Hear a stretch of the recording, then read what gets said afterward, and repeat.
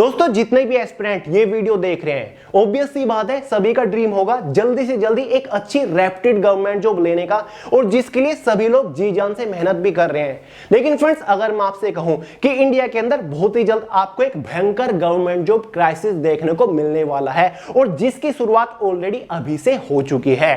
क्योंकि फ्रेंड्स, अब से पिछले 3 सालों का जो फेज था वो गवर्नमेंट जॉब के मामले में सबसे वर्स्ट फेज माना जाता है। आप लोग अच्छे से जानते होंगे। अब डेफिनेटली ये बात सुनकर काफी सारे एस्पिरेंट का तो दिमाग चकरा गया होगा। देखिए फ्रेंड्स, मैं आपको डरा नहीं रहा हूं, बल्कि मैं आपको अवेयर कर रहा हूं। इस वीडियो में मैं आपको यह भी बताने वाला हूं कि सभी गवर्नमेंट जॉब एस्पिरेंट्स को क्या करना चाहिए ताकि वो इस गवर्नमेंट जॉब क्राइसिस की चपेट में ना आ सके, और जल्दी से जल्दी इस हैवी कंपटीशन के बीच से एक अच्छी रेप्यूटेड गवर्नमेंट जॉब ग्रैब कर सके। इसलिए वीडियो को आखिर तक जरूर देखिएगा, और पूरा एनालिसिस डिटेल से आपको समझाने वाला हूं, नंबर्स के ऊपर बात करने वाले हैं। क्लियर है? तो चलिए फटाफट वीडियो शुरू करते हैं। अब देखिए फ्रेंड्स, 3 सालों से गवर्नमेंट जॉब्स की हालत आपको अच्छे से पता ही होगा। अब बहुत ज्यादा लोगों का मानना यह है कि ये जो हालत हुई है ये कोविड-19 की वजह से ही हुई है, क्योंकि पिछले 3 सालों से तो कोविड-19 ही चल रहा है, और गवर्नमेंट का भी इस सिचुएशन के ऊपर सेम स्टेटमेंट है कि कोविड-19 की वजह से सब कुछ अस्थिर हो गया है, लेकिन जल्दी ही हम सिचुएशन को कंट्रोल में ले आएंगे। जबकि फ्रेंड्स, मेरा एनालिसिस कहता है कि इंडिया के अंदर गवर्नमेंट जॉब्स की फिलहाल जो हालत है या फिर आने वाले टाइम में और गंभीर होगी, इसका अपना एक अलग कारण है। कोविड-19 का इसमें कोई भी रोल नहीं है। ये होना था, टाइम के साथ ऐसी सिचुएशन आनी थी, जिसमें मैं 2 सबसे बड़े रीजन दूंगा, जिसमें से एक है इस सिचुएशन को सीरियसली नहीं लेना, दूसरी गवर्नमेंट के कुछ रॉन्ग डिसीजंस। तो चलिए एक बार नंबर्स के ऊपर चलते हैं, पूरा एनालिसिस आपको डिटेल से समझाता हूं।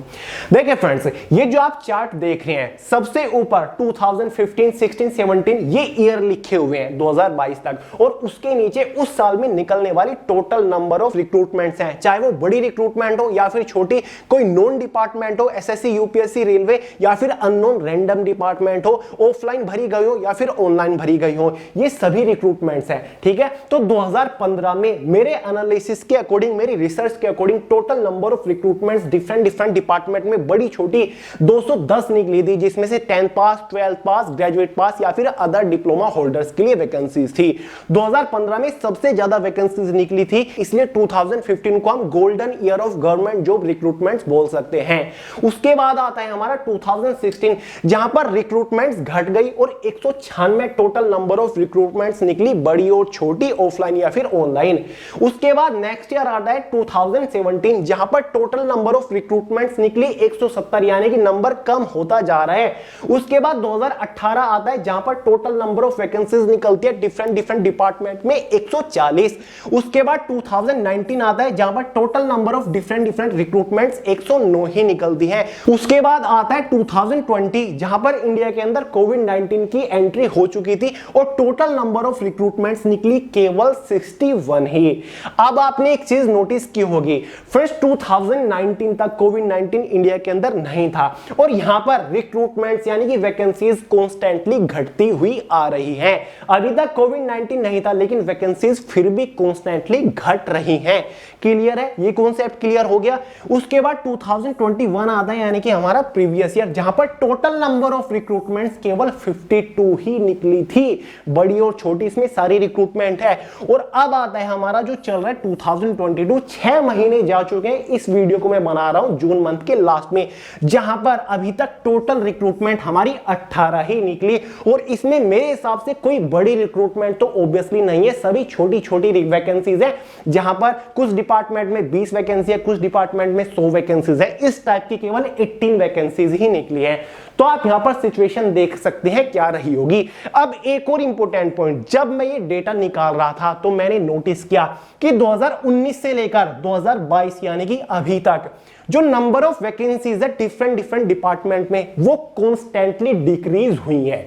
वैकेंसीज देखिए, 2019 से पहले एसएससी सीएचएसएल का ही एग्जांपल पकड़िए, 6000 के आसपास वैकेंसी निकलती थी, उसके बाद 5000 हो गई, और अब total number of vacancy CHSL के अंदर कितनी निकलती है? केवल 4500। और 2022 में यह हालत होने वाली कि सीएचएसएल की वैकेंसी केवल 1500 रहेगी, क्योंकि पोस्टल असिस्टेंट और शॉर्टिंग असिस्टेंट की पोस्ट ग्रेजुएट पास वालों के लिए कर दी गई है। और ये केवल CHSL की बात नहीं है, SSC की कोई भी पोस्ट उठा लीजिए आप, CGL, CPO, MTS उठा लीजिए, या फिर बैंकिंग एग्जाम उठा लीजिए, या फिर आपका GD ही क्यों ना हो, वैकेंसीज भी, रिक्रूटमेंट तो कम हुई है, अलग अलग डिपार्टमेंट के अंदर भर्ती निकलनी तो बंद हुई है, लेकिन वैकेंसीज, नंबर ऑफ वैकेंसीज भी कम हुई है।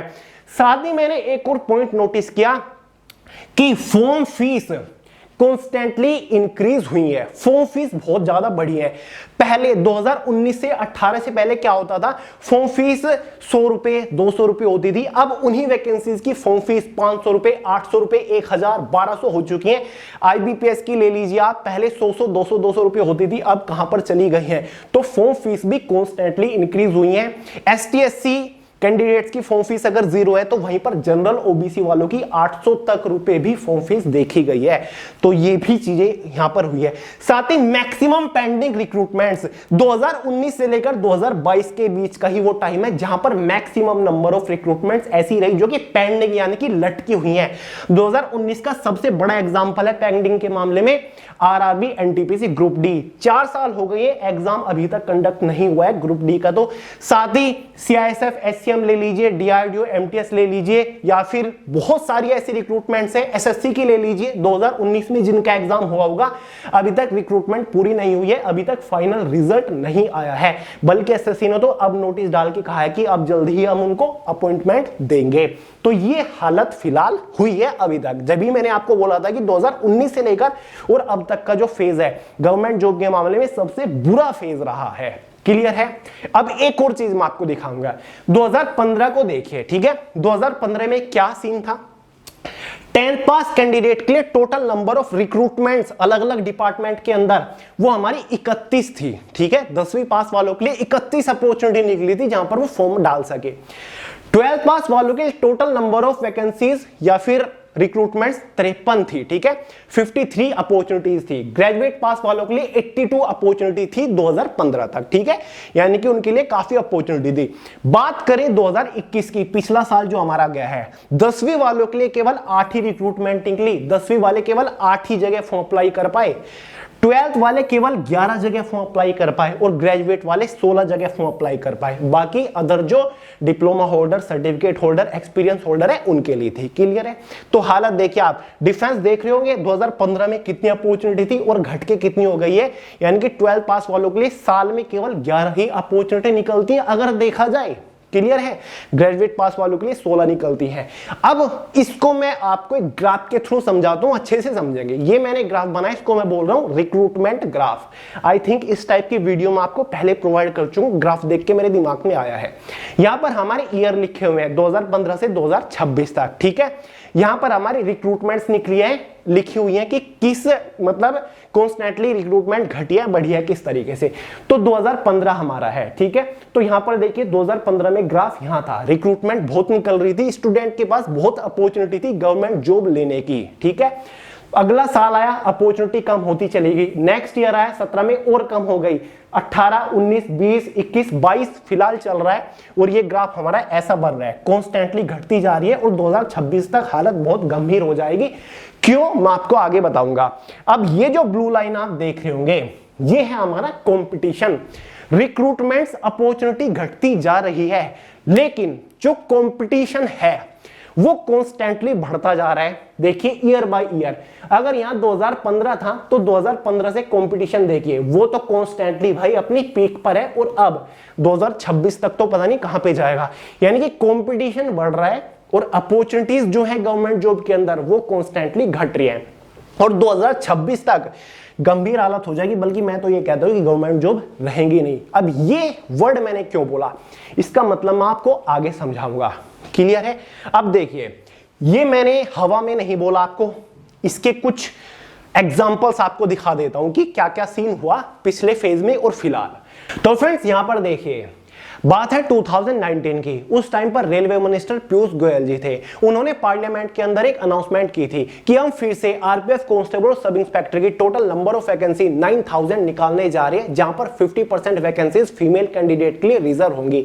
फ्रेंड्स, अनाउंसमेंट हुई थी 2019 के अंदर और अभी तक इस वैकेंसी का कोई भी अता पता नहीं है। उस टाइम पर मैंने भी इस वैकेंसी के रिगार्डिंग आपको काफी सारी वीडियोस प्रोवाइड की थी, बहुत सारे लोगों ने वीडियो बनाई थी इसके लिए और बहुत सारे स्टूडेंट तो जी जान से इसके लिए तैयारी भी करने लग गए थे, लेकिन वैकेंसी का कोई भी अता पता नहीं है। तो ये एक सबसे बड़ा रीजन है और जो पॉइंट मैंने आपको शुरुआत में बताया था ना, ये उसको जस्टिफाई करता है कि इस गंभीर सिचुएशन के ऊपर नहीं सोचा जा रहा है, सीरियसली इस सिचुएशन को नहीं लिया जा रहा है। अगर इसके ऊपर फोकस किया जाए, ध्यान दिया जाए, तो ये जो गवर्नमेंट जॉब सिस्टम है ये डामाडोल नहीं होगा। तो ऐसी ऐसी चीजें, ऐसी ऐसी पॉइंट छोड़ते अनाउंसमेंट करके भूल ही जाती हैं। सेकंड एग्जांपल ले लीजिए, उत्तर प्रदेश पुलिस कांस्टेबल की 34,922 वैकेंसी के बारे में सब लोग जानते होंगे, सब लोग इसका बेसब्री से वेट कर रहे हैं। फ्रेंड्स, यूपी पुलिस कांस्टेबल की लगभग 26,000 वैकेंसी आज से 1 साल पहले अनाउंस हो चुकी थी और 6 महीने पहले से तो बहुत ही दबा के अनाउंसमेंट हो चुकी थी और अब तक इसकी एग्जाम कंडक्टिंग एजेंसी ही फाइनल नहीं हुई है। ठीक है, टेंडर के नोटिस पे नोटिस आते रहते हैं, लेकिन अभी तक केवल एग्जाम कंडक्टिंग एजेंसी फाइनल नहीं हुई है और बहुत टाइम हो गया इस वैकेंसी को अनाउंस हुए। देखिए 2022 भी शायद ऐसे ही चला जाएगा, लेकिन ये वैकेंसी देखने को ना मिले, ऐसा हो सकता है। ठीक है, तो मतलब स्टेट लेवल की वैकेंसीज की भी हालत कुछ ऐसी है, लेकिन अगर इसके ऊपर यार गंभीरता से ध्यान दिया जाए तो डेफिनेटली ये सिचुएशन नहीं होगी। ठीक है, साथ ही डीआरडीओ एमटीएस सबसे बड़ा एग्जांपल है। 2019 में एक वैकेंसी निकलती है डीआरडीओ एमटीएस की, 18-17 वैकेंसी निकलती है 2019 में। 2022 में इस वैकेंसी को कैंसिल कर दिया जाता है। बहुत सारे लोग इसका वेट कर रहे थे कि एग्जाम कब होगा, लेकिन 3 साल के लंबे टाइम के बाद वेट करने के बाद इसको कैंसिल ही कर दिया जाता है। तो यार ये देखिए हालत क्या है। साथ ही एक सीआईएसएफ हेड कांस्टेबल की वैकेंसी निकली थी 2019 के स्टार्टिंग में, मतलब 4 साल होने को है और इस वैकेंसी का फिजिकल अब दोबारा से हो रहा है। जिन लोगों ने फिजिकल दे दिया था 2019 में, अब वो दोबारा से फिजिकल के लिए बुलाए गए हैं। तो यार ये कमाल है। साथ ही स्टेट लेवल की अगर हम बात करें, DSSB Delhi subordinate service board बहुत बड़ा बोर्ड है।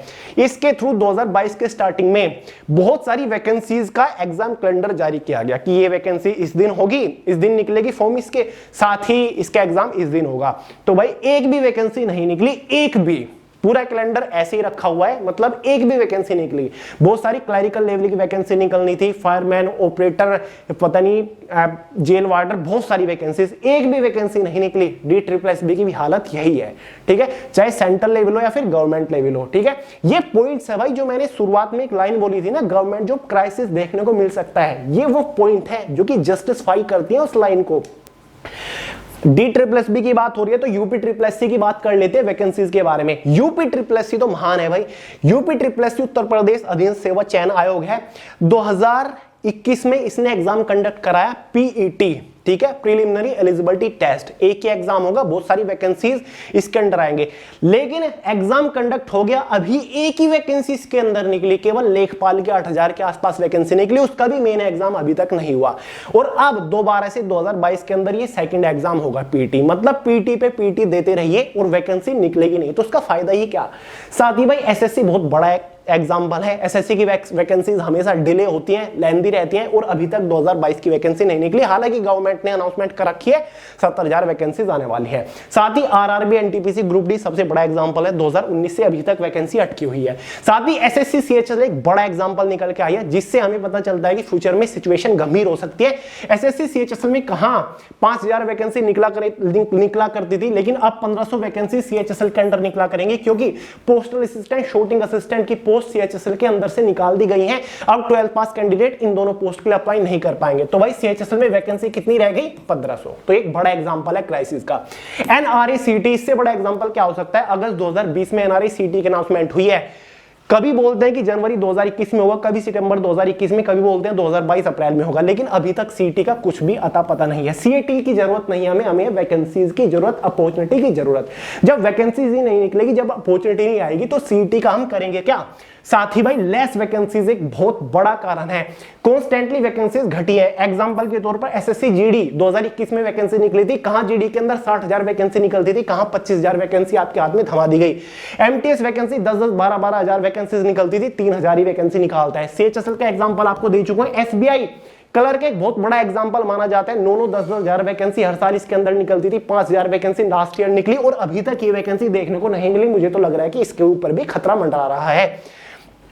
IBPS ऑफिस असिस्टेंट का एग्जांपल ले लीजिए, बहुत सारी वैकेंसीज निकलती थी, वैकेंसी कम हुई है। यूपीएससी CDS हो या फिर यूपीएससी CAPF AC हो, वैकेंसीज डिक्रीज हुई हैं। CGL में वैकेंसीज बहुत ज्यादा घटी हैं। साथ ही स्लो सिलेक्शन प्रोसीजर एक बहुत बड़ा मुद्दा है। SSC की वैकेंसी आती है लेकिन सिलेक्शन प्रोसीजर बहुत ही स्लो है, बहुत ही लेंथी है। एग्जाम देने के लगभग 3 साल टाइम वेट करो तब जाके सिलेक्शन होता है। साथ ही एज रेकनिंग ये भी बड़ा मुद्दा बना हुआ है। वैकेंसी रिक्रूटमेंट लेट होती है, अपने टाइम पर रिक्रूटमेंट कंडक्ट नहीं होती, एग्जाम नहीं होता, वैकेंसी नहीं निकलती, तब तक जो लोग वेट कर रहे हैं उनकी एज निकल गई होती है। और यह बड़ा मुद्दा है जो कि अग्निपथ योजना में भी उठाया गया था। साथ ही फॉर्म फीस का इशू बता चुका हूं, पहले फॉर्म फीस कितनी होती थी, अब कितनी फॉर्म फीस है। बहुत सारे लोग तो फॉर्म फीस ही अफोर्ड नहीं कर पा रहे हैं। नेक्स्ट पॉइंट है 13 और ये मोस्ट इंपोर्टेंट पॉइंट है, जो शुरुआत में मैंने आपको बोला था ना कि सिचुएशन आने वाले टाइम में और भी ज्यादा गंभीर होने वाली है। इस पॉइंट को समझिए, इसी की वजह से मैंने बोला था डिसएडवांटेज ऑफ अग्निपथ। देखिए अग्निपथ योजना देश के अंदर लागू हो चुकी है। अब इसका सबसे बड़ा डिसएडवांटेज तो एक कंपटीशन के रेफरेंस से है। अभी देखिए फ्रेंड्स, जब भी मई जून का महीना आता है हर साल, तो क्या सोचते हैं गवर्नमेंट जॉब एस्पिरेंट कि यार बहुत सारे लोग 10th पास होके निकलेंगे, 12th पास स्टूडेंट होके निकलेंगे, ग्रेजुएट पास होंगे, तो कंपटीशन बढ़ जाएगा। लेकिन अब हर साल आपको क्या सोचना पड़ेगा कि यार हर साल 75% अग्निवीर रिटायर्ड होंगे, तो वो भी उस कंपटीशन में हिस्सा लेंगे, जो कि ऑलरेडी पहले एक बहुत बड़े कंपटीशन का हिस्सा बन चुके हैं। पहले भी कंपटीशन क्रिएट किया और फिर 4 साल बाद भी कंपटीशन में वो है, तो कंपटीशन बढ़ेगा। और फ्रेंड्स, ये अग्निवीर वो होंगे जिनके पास स्किल्ड गेन सर्टिफिकेट होगा, जिनके पास रिजर्वेशन होगा काफी सारी वैकेंसीज में, जो कि आपको तगड़ा कंपटीशन दे रहे होंगे। तो आने वाले टाइम में आपको भयंकर कंपटीशन भी देखने को मिलेगा गवर्नमेंट जॉब्स के अंदर, क्योंकि जॉब्स कम हो रही है और कंपटीशन बढ़ रहा है, क्योंकि गवर्नमेंट ने कुछ इस टाइप के डिसीजन लिए हैं। और साथ ही अग्निवीरों के रेफरेंस से एक और डिसएडवांटेज मुझे अग्निपथ की ये लगी कि मान के चलिए आपकी एज है 20 या फिर 21 और आप एज अ अग्निवीर सिलेक्ट हो गए इंडियन एयरफोर्स या फिर आर्मी में आफ्टर 12th। 4 साल बाद आप निकलते हो, रिटायर होते हो, आपके हाथ में 11 लाख रुपए भले ही हो, लेकिन यार आप केवल 12th पास हो, तो एक तरीके से 4 साल का लंबा गैप आ गया, मतलब 4 साल का ड्रॉप हो गया। अगर 4 साल के बाद आप जॉब लेने के लिए निकलोगे तो ऑब्वियसली आपके पास एक हायर एजुकेशन भी होना जरूरी है, तो आपको ग्रेजुएशन करनी पड़ेगी 4 साल के गैप के बाद, जहां पर 3 साल और आपका वेस्ट होगा और 3 साल के बाद आप फिर बड़ी जॉब के लिए निकलोगे। यानी कि अगर आपको SSC CGL वगैरह टारगेट करने, UPSC के एग्जामिनेशन टारगेट करने, तो उसके लिए ग्रेजुएशन जरूरी होती है। तो ये ग्रेजुएशन वाला पंगा फंस सकता है। तो मुझे ये लगता है कि ऐसा होना चाहिए था कि अगर अग्निवीर 4 साल के लिए सर्व कर रहा है किसी फोर्स को, तो 4 साल के बीच में उसके पास कोई डिग्री वगैरह होनी चाहिए थी। अब 12th तो दे रही है, 10th पास वाली ज्वाइन करेंगे तो उनको 12th का तो सर्टिफिकेट मिलेगा, लेकिन ग्रेजुएशन का भी कुछ होना चाहिए था मेरे हिसाब से, तो ठीक है। और मेरे हिसाब से 4 साल सर्विस करने के बाद अग्निवीरों के लिए अपॉर्चुनिटी भी काफी कम हो जाएगी। मान के चलिए 20 या फिर 21 साल की उम्र में आप अग्निवीर बन गए, आप किसी आर्म फोर्स के अंदर चले गए और उसके 4 साल बाद आपको रिटायरमेंट मिली, ऑब्वियसली 21 से 26 साल हो गए। और अगर आप CGL या फिर UPSC बड़े एग्जाम को टारगेट कर रहे हो, तो फिर आपको 3 साल का ग्रेजुएशन करना पड़ेगा, तब तक आपकी एज एक्सपायर हो जाएगी। तो ये एक बड़ा लिमिटेशन भी है। और कंपटीशन वाला तो ऑब्वियसली बढ़ा है, यानी कि एक बार कंपटीशन में बैठे, फिर 4 साल बाद दोबारा से इकट्ठा होके फिर कंपटीशन में आए, तो ये लूप बना रहेगा। हर साल कंपटीशन बढ़ रहा है, मतलब जॉब लग रही है कंपटीशन। क्योंकि स्टूडेंट क्या सोचते हैं कि यार 2022 चल रहा है, इसमें अगर कोई बड़ी रिक्रूटमेंट निकली, बड़ी रिक्रूटमेंट कंप्लीट हो जाए, जो कि 70 से 80 हजार स्टूडेंट को सिलेक्शन दे दे, तो कंपटीशन कम हुआ। भले ही अगले साल 12th ग्रेजुएट वाला आपको कंपटीशन देखने को मिलेगा, लेकिन जो एग्जिस्टिंग कंपटीशन था वो तो निकल गया। अब यहां पर क्या होगा, एक साल में कंपटीशन निकला, ठीक है, लेकिन वो कॉन्स्टेंटली आपको 4 साल बाद देखने को मिल जाएगा। यानी कि हर साल कंपटीशन अग्निवीरों को आपको देखने को मिलेगा। 10th पास, 12th पास, ग्रेजुएट पास तो है ही, तो ये एक अजीब सा लूप बन जाएगा। तो ये भी एक लिमिटेशन है। बाकी ईयरली रिक्रूटमेंट्स तो डिक्रीज हुई है। कुछ ऐसी वैकेंसीज होती थी जो कि हर साल निकलती थी, जैसे कि ऑब्वियसली एयरफोर्स XY एक साल में 2 बार निकलने वाली, अब इसको अग्निपथ में इंक्लूड कर दिया गया है। 1 साल बाद अब ये निकल रही है। CAPF central arm police forces, CRPF, BSF, CISF के अंदर head constable, minister, assistant sub inspector, steno की वैकेंसीज निकलती थी, ये अब नहीं निकलती। बीएसएफ के अंदर हेड कांस्टेबल टेक्निकल वैकेंसीज हर साल निकलती थी, एएसआई की भी निकलती थी, ये अब नहीं निकलती। डीडीए के अंदर निकलती थी, ये नहीं निकलती। डीआरडीओ निकालता था, ये नहीं निकालता। आईबी निकालता था, वो नहीं निकालता। आरपीएफ का तो पता नहीं है। केवीएस टाइप के डिपार्टमेंट थे, तो ये तो ऑब्वियसली बंद हो गई है। केवीएस तो शायद 2017 या फिर 15 से आया ही नहीं। तो ये कुछ गंभीर सिचुएशंस है, ये कुछ गंभीर पॉइंट्स है, ऑब्वियसली आप समझ गए होंगे। अब मैंने शुरुआत में एक चीज कही थी कि मैं आपको अवेयर कर रहा हूं। अवेयर तो मैंने आपको कर दिया कि आने वाले टाइम में गवर्नमेंट जॉब की जो हालत है वो और भी गंभीर हो सकती है, इसलिए आपको अभी से प्रिपेयर होना पड़ेगा। तो मेरी आपके लिए एडवाइस क्या हो सकती है? देखिए फ्रेंड्स, कंपटीशन कॉन्स्टेंटली बढ़ता जा रहा है, recruitments, opportunities, government jobs constantly घटती जा रही है। तो इस क्राइसिस में करें तो क्या करें, कैसे आप एक अच्छी रैपिड गवर्नमेंट जॉब उठा सको? सबसे पहला पॉइंट, आपको जी जान से मेहनत करनी पड़ेगी। जो आप फिलहाल अपने कंफर्ट जोन में है उससे निकलिए, मेहनत करिए। अगर आप डेली 4 घंटे पढ़ रहे हो तो 6-7 घंटा प्रिपरेशन करना शुरू कर दीजिए और अपना गोल क्लियर करिए कि भाई सीजीएल 2022 फोड़ना है तो फोड़ना है, चाहे कुछ हो जाए, चाहे खुद को जलाना पड़े, चाहे कितनी मेहनत करनी पड़े। माइंड में गोल क्लियर होना चाहिए कि सीएचएसएल 2022-23 तो फोड़ना है, पूरी मेहनत कर दीजिए। और जो अपॉर्चुनिटी आपके हाथ में है उसको ग्रैब करिए, ठीक है? कुछ लोग ऐसे होते हैं 12th पास उन्होंने कर रखा है लेकिन वेट करते रहेंगे कि भाई मैं तो एसएससी जीडी के लिए ही बना हूं, मैं तो एसएससी जीडी में ही जाऊंगा। ये मत सोचिए, जो आपके हाथ में है ना फिलहाल जो अपॉर्चुनिटी आई हुई है उसको ग्रैब करिए। मान के चलिए आप जीडी के लिए भी एलिजिबल हो, आप एमटीएस एसएससी के लिए भी एलिजिबल हो और एसएससी एमटीएस वैकेंसी निकली हुई है, जीडी के अगले साल निकलेगी, तो पहले एसएससी एमटीएस को ग्रैब करने के लिए जी जान से मेहनत करिए, क्योंकि यही एक बेटर तरीका है कि आप जल्दी से और कंपटीशन को चीरते हुए सिलेक्शन ले सकते हैं, ठीक है? अपॉर्चुनिटी, जो अपॉर्चुनिटी आ रही है, जिस गवर्नमेंट जॉब अपॉर्चुनिटी के लिए आप एलिजिबल हो उसको ग्रैब करिए। और मैं तो ऑब्वियसली आपके लिए हुई, कोई भी गवर्नमेंट जॉब आती है तुरंत आपके लिए डिटेल वीडियो लेकर आ जाता हूं, एग्जाम स्ट्रेटजी आपको बताता हूं, जबरदस्त फ्री मैराथन आपको प्रोवाइड कर रहा हूं, बहुत सारी चीजें प्रोवाइड कर रहा हूं, बस चैनल को फॉलो करते रहिएगा। तो ये 2-3 पॉइंट है कि अब ढील मत दीजिए। अगर आपने थोड़ी सी भी ढील दी प्रिपरेशन में या फिर किसी भी चीज में तो आपकी पतंग कट जाएगी, और अगर पतंग कट गई ना तो ढूंढे से भी नहीं मिलेगी। तो इसलिए भाई मेहनत करिए, जितनी भी जान है जान लगा दीजिए पूरी, और जो अपॉर्चुनिटी हाथ में है उसको ग्रैब करिए। आने वाले टाइम में जो अपॉर्चुनिटीज आ रही हैं अगले 6 महीने में, अगले साल जो आएंगे उनको फोकस करिए। जैसे कि दिल्ली पुलिस जनवरी में आएगी, पूरी जान लगा दीजिए, अभी से तैयारी करिए। कुछ लोग होते हैं ना कि जब नोटिफिकेशन निकलेगा हम तो तभी तैयारी करेंगे, ये फैक्टर आपके अंदर नहीं होना चाहिए। अभी से तैयारी करो, अभी से खुद को प्रिपेयर कर लो 100% कि कितना भी टफ एग्जाम आ जाए मैं नहीं छोड़ूंगा, मैं तो तैयार बैठा हूं। तो ऐसा बनना है आपको एकदम सॉलिड।